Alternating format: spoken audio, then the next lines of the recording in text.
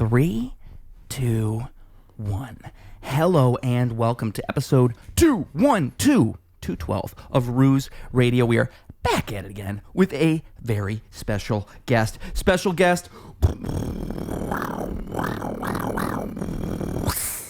Please introduce yourself. Sam Barry, comedian, Chicagoland. How's it going? Sam Barry! Wow, Sam Barry from Chicagoland. Sam Barry, how long have you done comedy for? You know, if you were introducing to yourself as a comedian, what would you say? Like, I'd say close, coming up on 4 years. Ooh. Yeah. And why are you funny, man? What makes you funny? Well, just look at me. Look at my big ass fucking forehead. Look at this forehead. It's just fucking, look at that.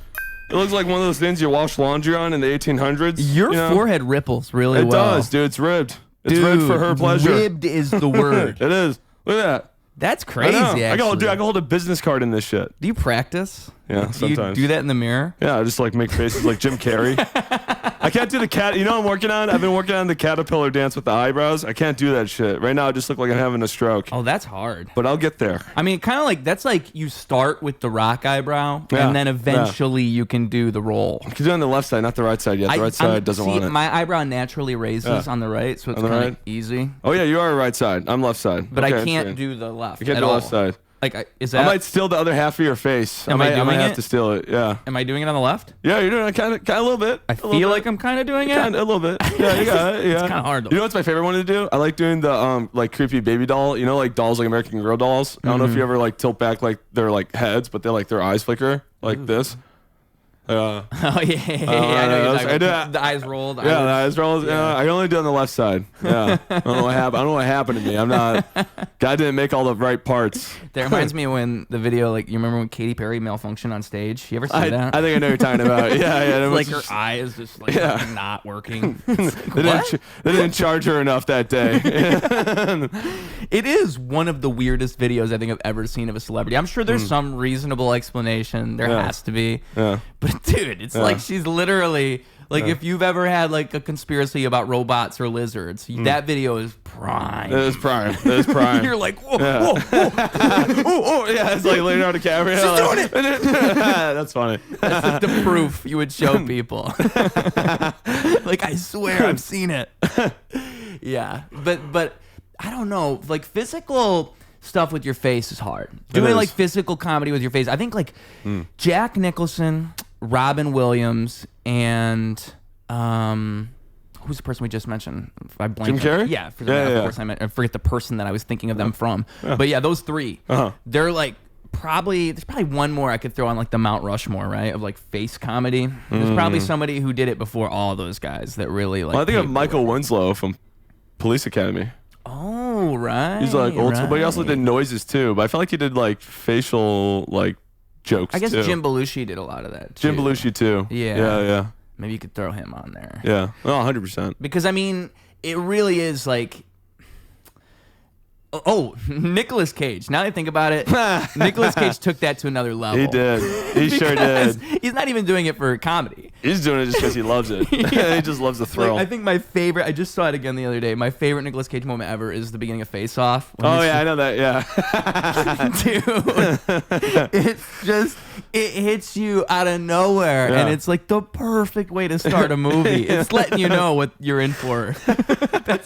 And then he proceeds to do that the whole movie. Who the fuck would want to steal John Travolta's face? I think I would just stick with Nick Cage's face, dude. What I love about that movie is it just doesn't make sense. Like, you have two guys who are completely different builds. Like, you're telling me that just fits right. Like a glove. And no one's going to notice this guy is a completely different shape. Yeah. He's not even shaped the same anymore. What's with the long face? Yeah, no one asked that. No one asked that. Oh, I haven't rewatched that movie in so long, but it's so good. I remember it's one of those movies I remember how good it was when I first saw it. That like it's probably one of the best 90s movies I've ever seen. It's that good. It's like the epitome of 90s movies. Yeah. Or Con Air with Nick Cage too. I haven't seen Con Air. Oh, you gotta watch Con Air, dude. Is it that good? I mean, no, it's terrible, but you gotta watch it. I love Nick Cage. It For is the awesome. record, I think Nicolas Cage is incredible. Yeah. Even when he's bad, he's good. He takes every role. I respect anyone that says like yes to every role. Yeah. Because they're like willing to like change their fucking parameters of what they view as acting, you know? Yeah. I mean, Philip Seymour Hoffman, you've seen a lot of his Oh, movies. hell He yeah, did a bunch of dude. different stuff. I mean, Yeah. Robin Williams, again, he took a bunch of like roles you would not think of him being in. Yeah. I think towards the end of his career, he did some movie where he was like, what was it? He did a I lot want of to say different he was roles. like playing a sexual predator in the movie. Oh, I know what you're talking about. He played like a horror movie. It's called Photo or something. That's what it He like was. kept photos. I He never was like the saw guy it. that like did your photos at Walgreens. But he was like a was a horror serial movie? killer.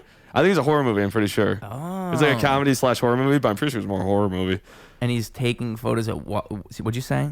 He just like, you know how people like get their photos developed? Yeah. Like, hey, I got photos from my vacation and personal life. Can you develop these? He'd like make your copies and then make himself some copies and then fucking stalk you. I don't even know. I've never seen it, but it looked creepy as hell. So I think he did a few. I'm trying to think of any other serious roles he did around that time because he was doing. I think he did some other movie right before he died too. yeah. I can't remember what it was. It's like vaguely in my mind, but it was another serious role, and it was with another like bigger actor. Robin Williams is great for taking a bunch of different roles. Because the thing is, like, it's the opposite of being like a typecast actor. That's why it's cool. Because when you see people who just do the same role all the time, like someone who comes to mind is like Ryan Reynolds. Yeah. He's always the same guy in every movie. Yeah. Like every movie is the same guy. Yeah. Or now it's sadly Jack Black. He didn't used to be that. Jack Black used to be like all kinds of things. Yeah. But now he's just playing Jack Black in every movie. I haven't seen his latest shit. It's I've seen Kung Fu he's Panda, in all these but- he's in all these Minecraft, like he's in all these game movies. But that's again the same template. It's like not even a video game movie. It's just you get 4 actors to do like the comedy movie thing. Yeah. And then you just put the template of a game on top of it. Yeah. Oh, dude, these movies. People like the Minecraft movie, and I just it makes me lose my faith You for see it as a society. money. You see it as like a money grab. Same thing with Barbie. Like people liked these movies, and so I've learned like maybe I'm crazy. I saw Oppenheimer, not Barbie, That's probably good. but Oppenheimer is all right. Shout out Barbenheimer. If you Barbenheimer, remember. whenever that cultural thing was going on. Which is probably just movie propaganda, but I actually liked that. I was like, you know what? Let's do more movie propaganda. Yeah, Let's like, make find 'em movies against- cool. Yeah, you make know? them compete. Please. They'll be better. Dear God, like people actually think it's better to watch a movie at your house. Now, there are ways it's better to watch a movie at your house. Like if you have the movie in Blu-ray quality and you have like a sound bar and you have like 1 surround, then maybe it's better. Yeah. But like a movie is almost always better in a fucking giant theater. You have like a full room of people who are all experiencing it with you. That's what makes a movie fun. Yeah, 100%. And the fact that people just don't even, it's lost on them now. I think like 2020 in particular, like it was already going downhill, and then everybody realized, oh, I guess we can just watch stuff at home. And then it just fucked everything up. And again, not 2020, but a little bit like where it would go even farther back is when The Interview came out, because that was the first movie that like couldn't come out in theaters. With James Franco and Seth Rogen? So it came out on streaming. Yeah, It debuted on streaming, and no movie that was like that had ever really come out on streaming before. And I want to say that was like 2016, 2014. Just about. Sounds like And it. that fucked it all up. That's Yeah. like the beginning of the spiral. Damn. Yeah, it is the beginning, dude. Because, dude, now it's just so weird. Like, just the whole economy of shows and movies is weird. Yeah, it Everything is. comes out on streaming now, and like it's not really about theaters. I'm amazed that they even look at box office numbers still. Like they actually consider that when they're talking about how successful a movie was. It's like that half means of nothing. the people who are going to see your movie Yeah. thought when they saw the trailer, oh, I'll just wait for that to come out on streaming. And that's why they didn't go to see it in theaters. Not because they didn't want to see it, Yeah, but who were 100%. still Yeah. acting like, it's like if you were still looking at the album sales and you were like acting like that's the main thing. Yeah. Like, Yeah, no, it one's- is. Yeah. People are buying the albums, they're going out of their way. Wow. Yeah. And that's what makes me sad, again, because the movies are awesome. Yeah. Movies are awesome. Like going to the theater is a great thing. It is. It's Oh, it's beautiful. so I miss it, dude. Everyone wants to watch Netflix now online and stream. It's And stupid. to the point where they'll release so much good stuff on these streaming platforms, so it's like there's not even as many good movies in theaters. Like it's all Yeah. kind of backwards. It is. It Like is. when I want to go to the movie theaters, sometimes it's just not anything that's that great. Yeah. And so why would I go? I would even go see crap. Yeah, I got crap at home. Oh, but sometimes it is good to watch crap, though. Yeah. Put that out there, too. That's true. Sometimes That's you true. just want to watch some garbage. Yeah. I saw The Black Phone 2 the other day. Oh, yeah. I thought that was going to be, like, trash. Yeah. It was okay. Was it good? It was okay. I It's give it a with 5.5 out of 10. It's with Ethan Hawke? Yeah. Yeah. And I didn't see the first one, so like I had that going into it. I didn't even see the first one. I only saw the second one. It was kind of like a ripoff of Nightmare on Elm Street, but that's okay because it's like it wasn't exactly a ripoff, but it wasn't. And also, you know, it was a fun enough movie. It was like a movie where I could sit here and watch this and it's fine, where it's not like I know what it's like when I go to the movies or when I watch a movie. I'm like, dude, fucking, oh god! Like you're watching it and you're just thinking, like, when is this gonna be over? Yeah, I've been there, 100%. Do you know the movie The Shape of Water? Oh, M. Night Shyamalan. No, I think it was actually I thought it was Guillermo him. del Toro. Oh, you're right. That is Guillermo del Toro. Yep. And it was crap. It's not good. It's terrible, Guillermo. You fucked up. Now, do people collectively think it's crap, or do you think it's crap? I think people think it's collectively crap, but I've heard idiots say it's good. Because I watched Hellboy and I was like trying to look at his filmography and I remember seeing that movie pop up, but I just don't remember It had good if actors. people liked it or not. It had good actors. I want to say that's one of his bigger films though. Like it's one of the. Dude, I watched it with my family. I was in theaters watching it with my family. Maybe I just think it was crap because of my circumstance. Yeah. But I was with my family, and basically at the end of the story, this lady fucks a fish man. And you don't want to see that with your mom and dad and sister. That's not like a great family film, you know? It was kind of all right in the beginning, and then like they lost me in the second half, you know? Yeah. I don't understand the whole fascination with fish relationships. The Hellboy, he did that too. The fish is all about like this. You know, why Hellboy did? Oh, well, maybe not a relationship, but the fish is really going through a lot. It's like, why? The fish is really going through a lot. Bitch, you should just be in a bowl, enjoy your flakes. Yeah. Instead, the fish is like running around. Oh. It's like, dude, you're a fucking fish. Like, when have you ever seen a fish do anything but have a blank expression? Ever. Never. Why do we need to humanize fish? I don't know. I gotta draw the line there. That's true. Like, at a certain point, you're just kind of taking things too far. I mean, Shark Tale is as far as I'll go with humanizing fish. Yeah, 100%. You can go ahead and put Scorsese in as a fish, and I'll be okay with that. But you cannot have a fish running around, swimming through the water, dodging giant sea. Actually, you know what? That was cool. The scene with the fish swimming through the water made sense because it's a fish. But anything else, no. I just got to draw the line somewhere. I have to put a plant in the sand, put my foot in the sand, and say, this is where I stand. All right. I respect that. Thank you. That's very noble of you. Thank and you. Courageous. Thank you. I thought so, too. I don't know. Do you have like a favorite movie? Do you have a favorite movie of all time? Oh, man. What movie? Honestly, I really like the movie Signs growing up. Really? I just saw it. M. Night Shyamalan. You just saw Signs from just saw the year like, 2000? That's funny that you say that because I literally, that's probably one of the last 4 movies I've seen. Yeah. Like I watched it because it's free on YouTube. So when I'm going home from work, I work like an hour away. So I'll be on the train and I'll be like, okay, let me see if I can find a movie. And that was free. So I finally watched it. I have so many movies I haven't seen. Dude, you know what scene is always stuck in my head permanently? I'm 30, and I remember seeing this scene when I was like 7, back in like 2002. And my sister were watching it, and we freaked the fuck out together. And it was the scene where it's like they're in the backyard filming that little kid's birthday party on the camcorder. Yeah. And then everyone starts freaking out, and all the kids start screaming. And all of a sudden, that alien just creeps out from the bushes, camouflaged, right onto the pavement, onto the driveway. Yeah. You just see its face just staring down the camera.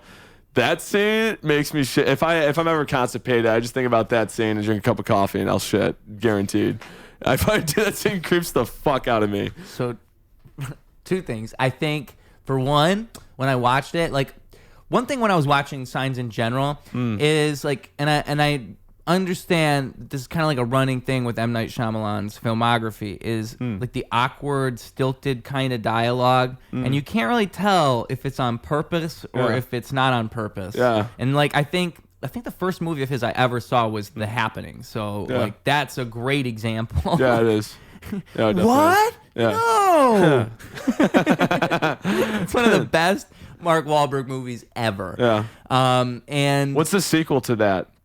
It happened. Yeah, it happened again. Dead. Yeah, it happened again. It happened again.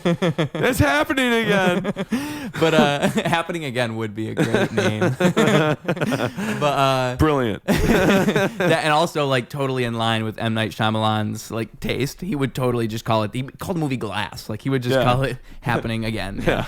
Maybe just again. Again. Give it short. Don't get it. For a sequel.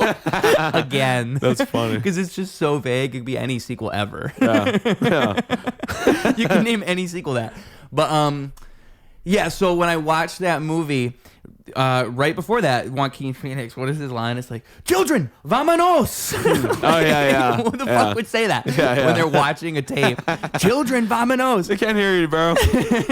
But also, like, second thing, when I saw that, I think when I was a kid, I saw Scary Movie 5 first. Oh yeah. So I can't even remember what they did as like the gag in that movie, but it's like a person in like a green suit walking like this in the video. Yeah. So I think that like totally desensitized me to that scene, because when I watch it now, I don't feel that way. Yeah. And I have to like place myself in the mind of someone who's never seen anything like this before. Yeah. Because I could see how it would be scary.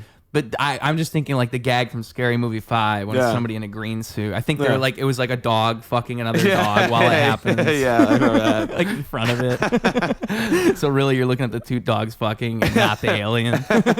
Honestly, that's what they did. Is that the same one where it's like the president is like, we piss from our fingers? Yeah. And my first Scary Movie, by the way, which is probably like one of the worst ones. So it's kind of funny. Like it starts with Charlie Sheen, fucking Lindsay Lohan. And then he falls and lands on his dick. It's so stupid. Oh my god, yeah, I forgot about that. But just the perfect kind of stupid, I think. And it's a lot of the movies they parody in that I probably still haven't seen, but I saw through that. Like War of the Worlds I had not seen. The Village I still have not seen. Also M. Night Shyamalan. Have not seen that still. I don't think I've seen The Village either. I've heard that's another mixed one, and I know the twist. I hate that I know the twists of like all his movies before I've seen them. Yeah. You don't know the twist for The Village, so you should. I don't even want to tell you. I'll check it out. Yeah, it's on my to-do list now. I think his big fall off was probably Avatar. I think when he dropped Avatar is when it really all goes wrong. Who was that? That was him, I want to say. M. Night Shyamalan? I thought Avatar was that one guy that did the submarine thing. I'm gonna look it up right now, because if you know what I'm talking about? If I'm wrong again, shame on Ruse. But I think I'm right on this one. I thought Avatar was. You're talking about the blue aliens, right? No. I'm talking about Avatar: The Last Airbender. Oh, that was M. Night Shyamalan? Yeah. I did not know that. That's sick. That's cool. But that's kind of. I think that's where it goes. Wait, the movie? Or are you talking about the live action film? The live action film. Oh, you thought it was? Yeah, anime. I should really be specific, shouldn't I? Okay, yeah, that's different. That's the live action film. Well, that was like, and it was the first time they had ever adapted it. I think they did some stuff on Netflix that did a little bit better. They want to say they made it a series, but yeah, and I feel like this is where M. Night Shyamalan really goes wrong. I'm gonna like, first of all, I'm gonna make sure I'm right. Avatar: The Last Airbender. Let's see. I hope you're wrong. M. Night Shyamalan. Damn it! Yeah, boy. That's what I get. And also, but I'm also. Can I sort it by when it came out? Yeah. So, because I want to see his whole filmography, because I want to see if I'm right. That's where the fall off is. Oh no, it's right before that. Kind of like happened. So Praying with Anger I haven't seen. That's 1992. His first movie ever. It's got a lot of bad ratings. Then after that we got Wide Awake, 1998. 2.6, rated a 2.6 on here. We're on Letterboxd, folks. After that though, third film, The Sixth Sense. Oh shit. That's where it goes nuts. Yeah, that's where it goes nuts. Crazy. Yeah. Only a year after the movie before that. 4.1 on here. Everybody likes The Sixth Sense. Who doesn't like The Sixth Sense? It's pretty good. Unbreakable. Unbreakable's this motherfucker. A year after that. So it's like movie. 3.7. Everybody likes this movie. I still haven't seen it. It's Bruce Willis classic. And then after that, boom, he hit us with Signs. 2002. And then after that, The Village. So, okay, so here's where it goes wrong. So you got Signs.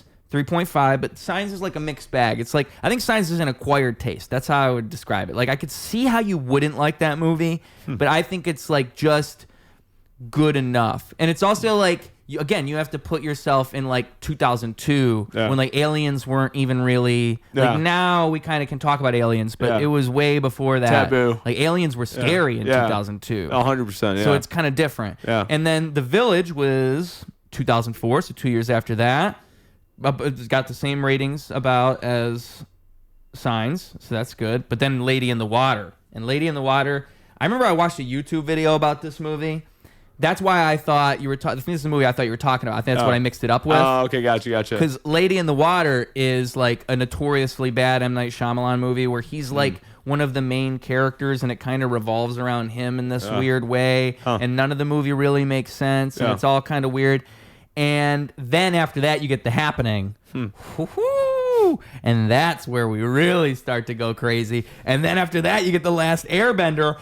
And then after that, I forgot about this one. You get After Earth with Will Smith and Jaden Smith. I think I know what you're talking about. That's probably his worst one. I forgot about that one. That's how bad it is. Yeah. And then after that, The Visit. The Visit was like his comeback because that was the movie where it was the kids visiting the grandparents and it was like found footage. Oh, I haven't seen that one. Oh, you don't remember like the trailer campaign? It was around, it was 2015 is when it came out. Oh, shit. I should check that out. It was, I remember one of the trailers was like, or maybe it was a clip, but it was just something that was like, it was the grandma saying like, "Oh, get in the oven," and she like opens up the oven. Yeah. And you never saw that? I don't think so. No. Oh yeah, because that was the beginning of his comeback, and then after that you got Split, and Split was a movie that everybody kind of loved. That was a lot better than his previous like 5 movies. Glass was kind of bad. Split was good. Yep. Unbreakable was good.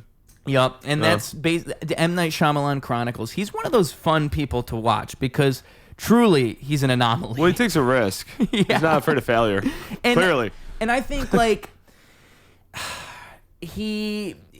there are not that many auteur directors that are that distinctive. Like to be that distinctive is almost like even if you're bad, even if there's something that's bad, it's almost just like again an anomaly. Like it's just fun to see what he does. Yeah, it is. Yeah. But with that being said, I don't know. I prefer like The Happening, M. Night Shyamalan. I just wish he would release The Happening like 10 times over. And I still haven't seen The Visit, but that kind of looks like the same kind of corniness as The Happening. So I think I should watch that. Yeah. Shout out my boy M. Night Shyamalan. By the way, he can come on the podcast and tell me about all these movies. I'll allow him in the room. That'd be pretty cool. That'd be a dope interview. Who would be your favorite comic to speak with if you could think of one? Oh, that's a good question. To speak with, probably like alive or dead, or it doesn't matter. Alive. Yeah, I'm gonna give you both. Okay. All right, dead Ralphie May. Nice. And then alive, like probably Bill Burr, because I feel like he has a lot of sense. Yeah. And he writes a lot. Yeah. Or David Attell. That'd be cool. Anyone that's like a prolific writer. Yeah. And like has been in the industry for a minute, and they're not just doing like straight up crowd work all the time. Why? Yeah. I don't know. I just feel like writing is just like it's what I don't think it's harder. I think it's just what I'm after more so. I'm not against crowd work. I want to layer them. Obviously, you're supposed to layer them. But yeah, I don't know. You see comics that just work the crowd. You see comics that just write, and you see hybrids. Mm-hmm. But I think crowd work is like something that you got to work with on your own. You know what I mean? That's kind of like up to you and your personality. That's something. Yeah, that's like your own journey. Yeah. But writing, you can get help with from others. You can learn. I feel like you can learn writing more so from others. Yeah. Because it's more of like a science, whereas crowd work is more of like a sociology. But that's with your personality, and no one knows that but you. You know what I mean? I feel like crowd work is like more of a like a personal journey. So where writing is like you can get help from other comedians or inspiration from them. Are there would be aspects to that to crowd work though, right? Like obviously crowd work is I would say it's like attuned or it's similar to improv where it's like yeah, it is rolling with it and like being in the moment, but it's also like there are rules that you could follow to make it safer. Oh, 100%. Like yeah. I read that, and I don't know if this is true or not, but it made sense to me. Where it's like if you're doing crowd work, the best thing you could do is not ask an open-ended question, but ask a question where it's like there's kind of like a yes or no answer. Because controls if there's crowd work. Yeah, because if there's a yes, you have a punchline for that, and if there's a no, you have a punchline for that. So either way, you win, but it doesn't seem like you did anything. And like that was like, oh, okay. Yeah. So I think that there is that in crowd work a little bit. Yeah. But then also it's like jumping off the deep end. It is. Yeah. It is. Well, then straight up crowd work would be like, what do you do for a living? Right. Or is anyone here dating? Yeah. And it's like, I'm not against that. I actually want to get better at that. But at the moment, I'm more fascinated with like writing. I just think crowd work has become this animal of its own because of social media. And it's kind of weird. Like, and I think writing is really where it's at. Like writing is where like jokes become jokes. Yeah. Well, a lot of comics say they post crowd work because they don't want to burn through their material. Yeah. And show people on Instagram and then perform that same joke at a show. But that's what's popularized it. And that's what's popularized it. I almost like, it sounds stupid, but I almost like, and even if it's dog shit, I'll still post it. But like, I'll post my material, and I don't care if someone heard it before at a club because I'll do my best to like add a tag or tell it differently. You know what I mean? And I think people just like improvement. You know, I think people like to see improvement. I know it sounds corny as fuck. Yeah. But I think people sincerely like appreciate you getting better at your craft. Mark Norman did a couple videos where it was like he actually tracked, like he had someone follow him and he would do the same joke at like for 3 nights in a row. Yeah. And you could literally see him make the joke better. Yeah. And that's a cool approach to that in my mind. I know what you're talking about. To I be saw that too. completely open with that and just show people how it works. That's raw as you're fuck, right. dude. People care about that. Yeah. People, and also like I think I can understand that mentality if you are this like a bigger comic and you're trying to not leak your material before you do a special at a certain level.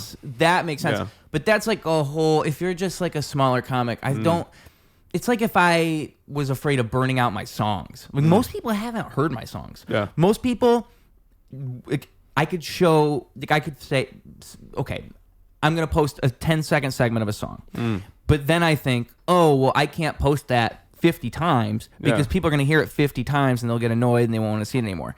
But the truth is, most people have never seen it. And so the 50th time you posted it, still, most people haven't seen it. It's like the same thing with the joke. Exactly. Like most people still haven't even heard the joke the first time. Dude, I know. But you think that everybody's heard it because you posted it 3 times. Dude, I just hit 1,000 followers on Instagram, and it's like, that is not good. That's not a lot. And what's funny as fuck is half of those are probably bots. Right. All right. 250 of them are people that I actually know, and they have notifications muted on me because they're tired of my shit.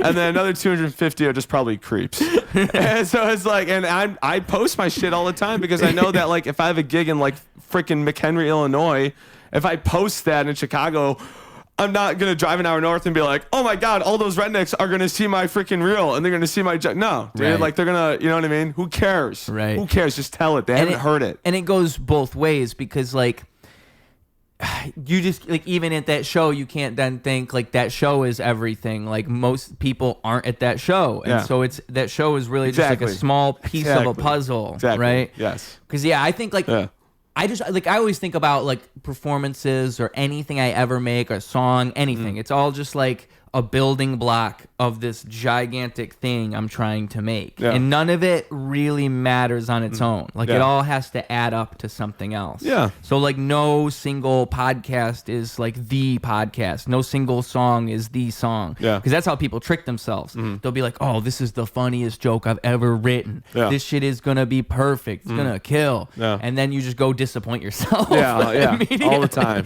All the time, You can't dude. think that way. No, you cannot. Because once you start thinking like that, you start hurting yourself. It is. Yeah, love yourself. Love yourself, comedians. But in that, just understanding that none of it really matters. Like it's kind of like the freedom of nothing really mattering. Yeah, You know, like these people 100%. aren't going to remember this. Yeah. They probably won't even remember the joke, even if they like the joke. Yeah. So it doesn't matter. Yeah. Like it really, and I could tell you the same joke.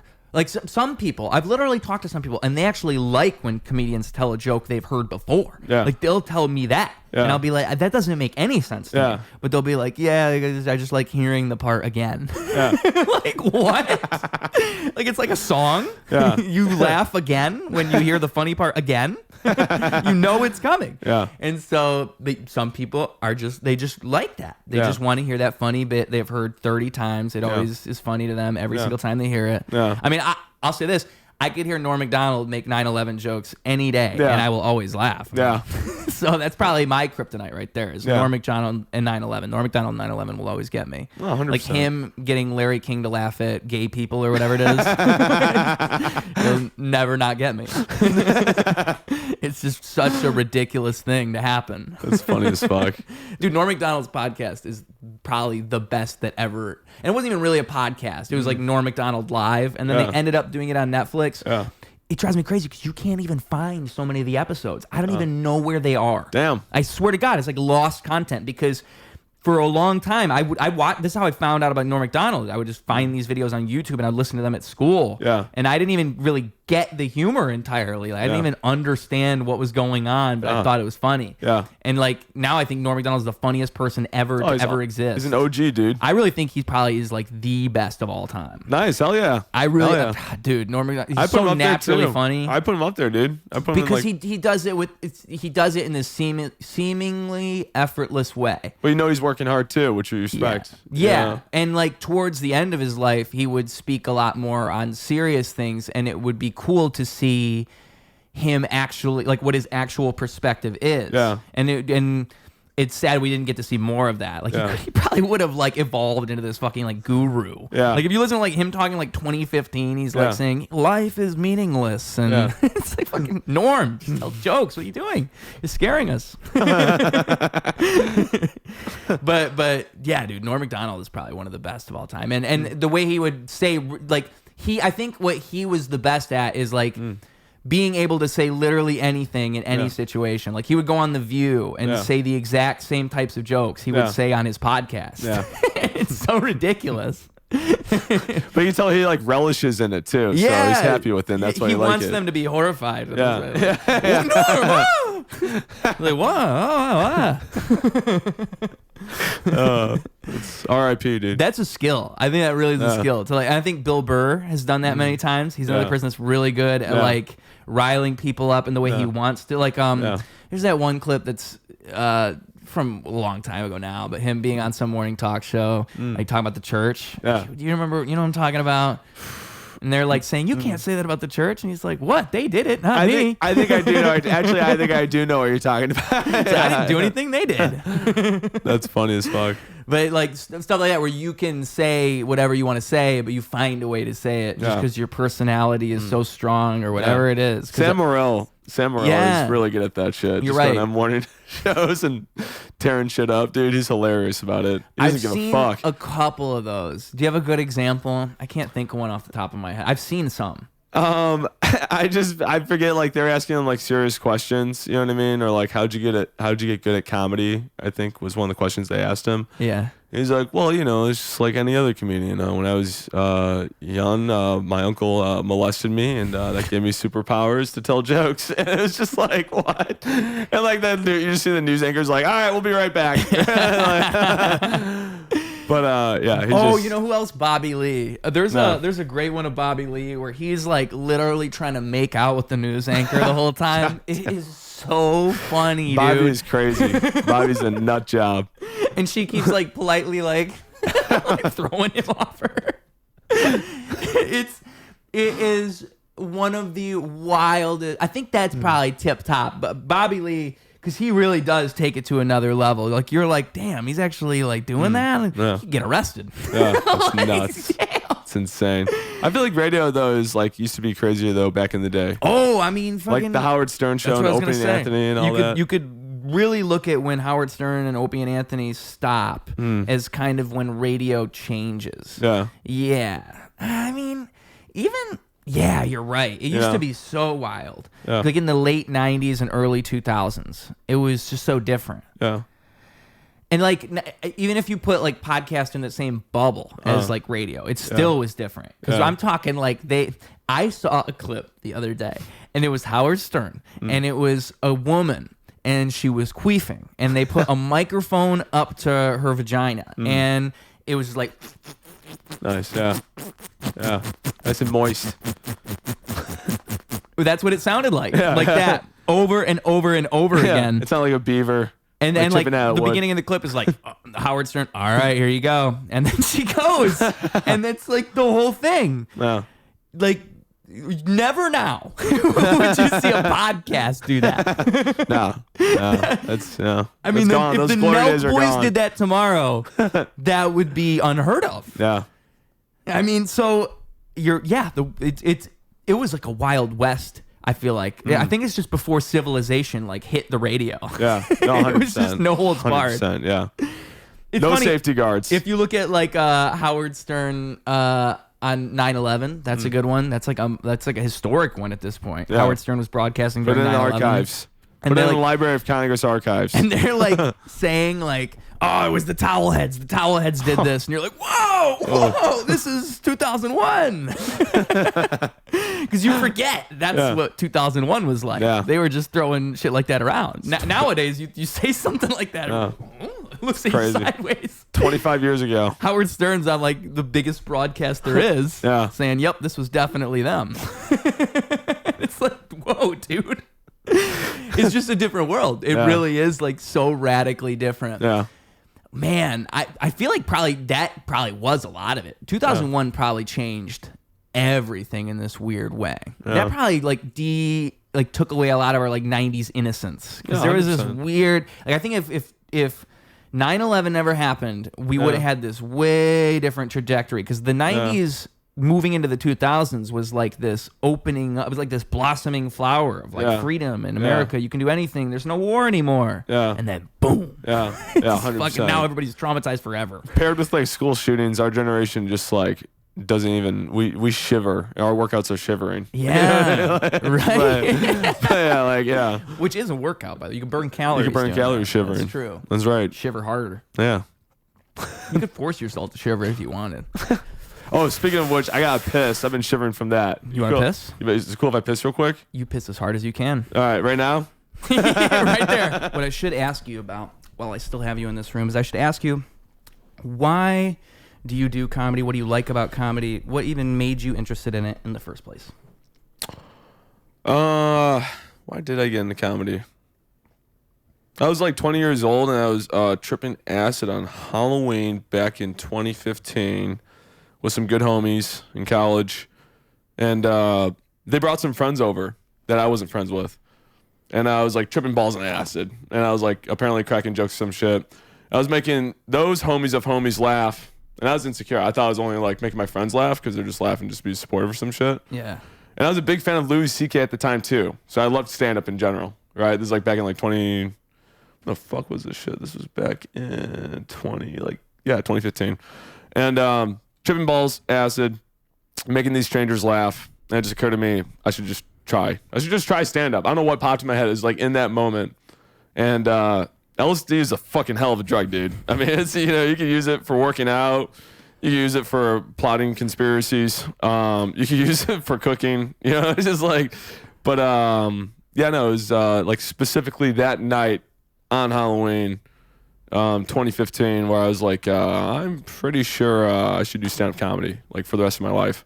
It was weird. It was like literally in one night instance. I was like, I know what to do with my life now. Well, the thing about an epiphany on a drug like that, I think, is like what I think is interesting is that you can see something that you can't unsee. And if you are honest with yourself, then you will not forget how it felt to see such a thing, right? Yeah.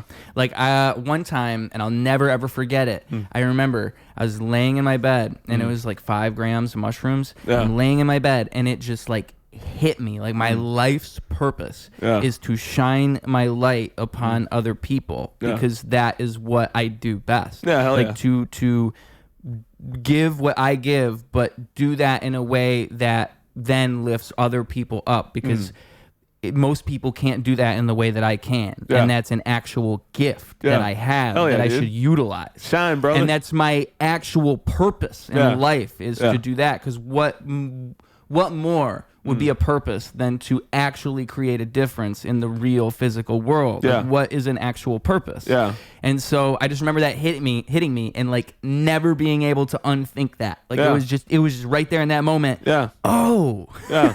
You just can't forget. Yeah, you can't. You're no. like, oh, now I get it. Yeah. Yeah. You can't unsee. Yeah. Yeah. Because like sometimes it is that like literally you just need to, you're looking at it from this way and you need to look at it from that way. Yeah. And then once you did, you're like, oh. Change your perspective, dude. Yeah. Yeah. I mean, and I would never say like everybody needs a psychedelic experience, but I would say that like, dude, there is a certain type of revelation that can only be achieved through radical means. Dude, honestly, it's funny, dude. So I was getting breakfast with my mom at Denny's, and I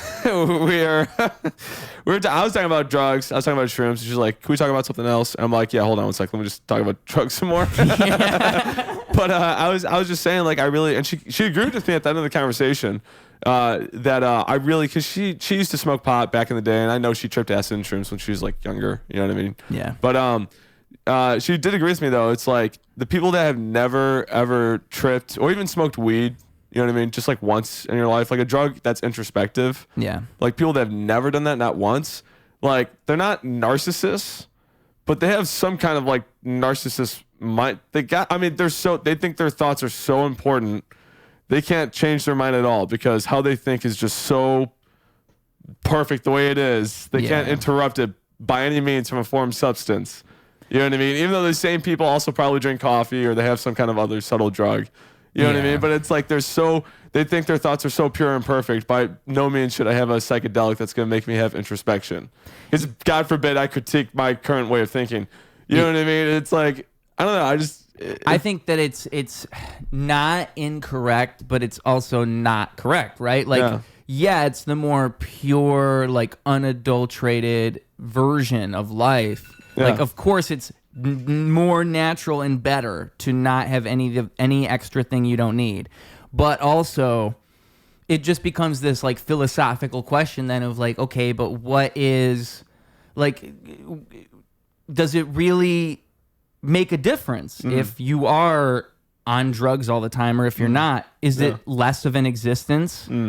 Is it or is it not? Because it might be more of an existence. Like maybe that's the existence that you're destined for, is to just burn bright and then burn out and just do it fast. And that's the drug addict. And then you have the other person who is meant to have a long-lasting longevity and they stay healthy and they don't do any of that stuff. And then you have the drug addict who somehow ends up like the other person and lives till they're 110 and they did all the stuff they were told not to and they're fine. So none of it makes any sense. And then those are usually meth heads. It's usually the meth heads. The crackheads too, they're very resourceful. They are. They can figure out how to build a fire anywhere. They can, if you ever need to camp out, bring a crackhead with you because they got good cardio. You'll be like, where did you get all this money? Where did you find that?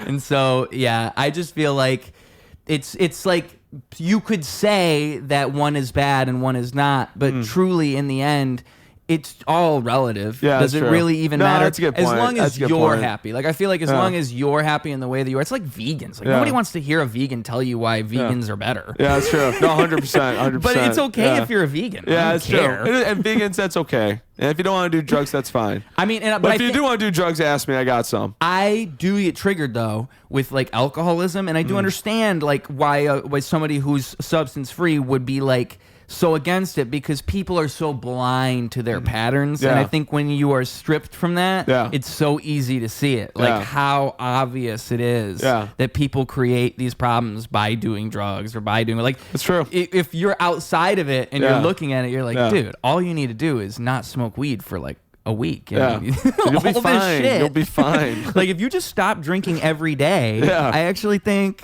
your life would change. But like, it's very hard to see that when you're in it. It is. There's both. I sympathize with both sides. Is what I'm trying to say. I do too now. Because dude, it's a tough thing. Like I agree that it's actually better to be drug free from everything. I actually agree with that. But at the same time, that's like some lame ass shit. You know what I'm saying? Like that's a boring life. It's kind of, if you were just abstaining from everything, I would get really bored. Yeah. Especially if you like cut out coffee. Like if you went all the way.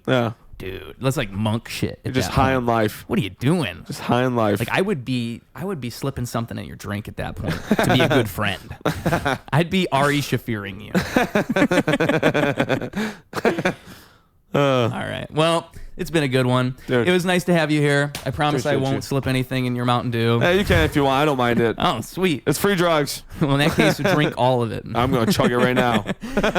What should I say here? Oh, at the very end, we always do the same exact thing. So, one, a message for the children. The kids are watching. They're sitting on the school bus. They've been listening to all this very intently, very closely, and now they need your final nugget of knowledge, the final piece of wisdom contained in your brain. There's something in there that is so wise, so intelligent, so coherent and smart that when you put it into the world, those children will never be able to forget it, not unlike a psychedelic drug revelation.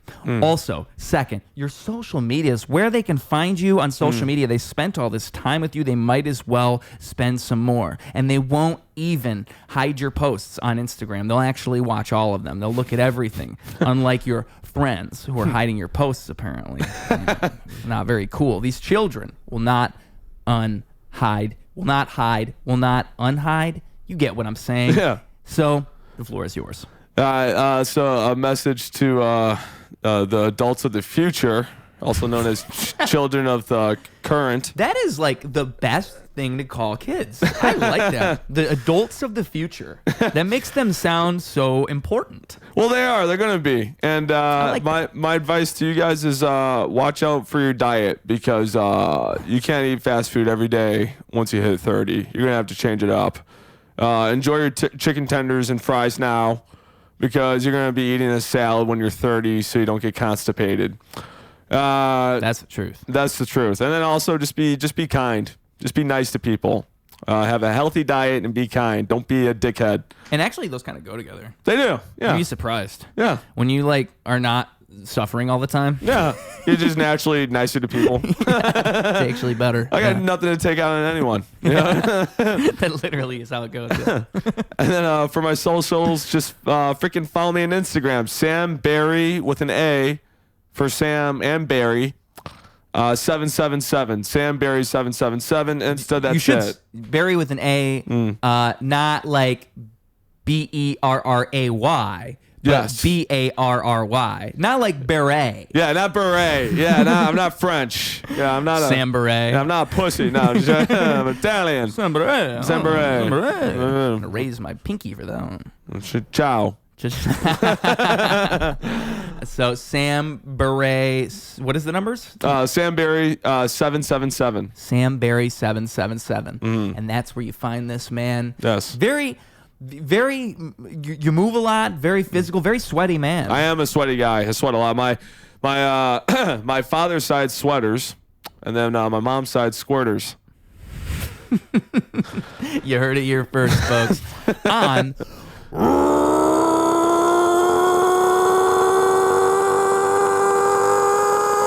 Ruse Radio. Clocking out. Double down, competition couldn't help him to rock. Missed the whole time, holy fell through the flock. That's an ordinary miracle, wealth to the block. It's a balance in the character, this calm and collect. It's apparent his caricature is lost